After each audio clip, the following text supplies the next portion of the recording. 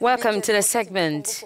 On Press Review today, we begin with Democratic Republic of Congo, where the Central African country has been battling with Ebola epidemic for several months now, as reported by Radio Okapi. The director of the World Health Organization has convened an emergency meeting on the international health regulations regarding the outbreak of the disease in the northeast of the country.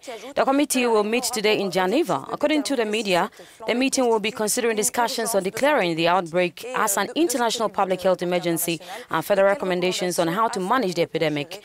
Radio Okapi also knows that on 28 September last year, WHO raised the risk of the spread of Ebola epidemic in DRC to a very high level. It's now considering it as very high at national and regional level. We move on to Liberia now, where a group of employees and former employees of Firestone's Plant Protection Department accuse the organization's management of doing everything in its power to prevent them from obtaining justice in a lawsuit worth $1.6 million US.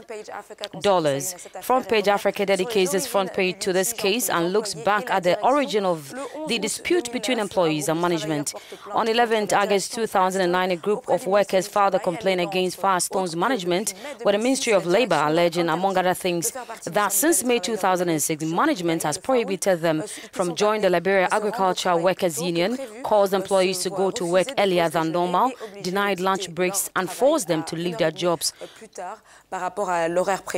on and half hour later than planned. Another complaint, according to the complainants, management allegedly reduced $300 US from each employee's pay as a guarantee for their uniform, but they didn't see the uniform.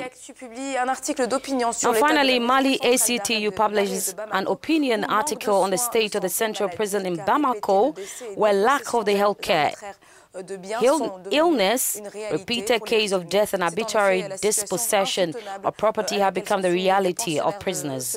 It is indeed an unpalatable situation in which residents of the penitentiary are subjected to. And this is totally unacceptable because Mali has ratified all the conventions relating to the protection and preservation of the rights of persons in prison. The paper further highlights instances of deplorable happenings. One of such is in the central prison, in which prison staff demand payment for visits from residents.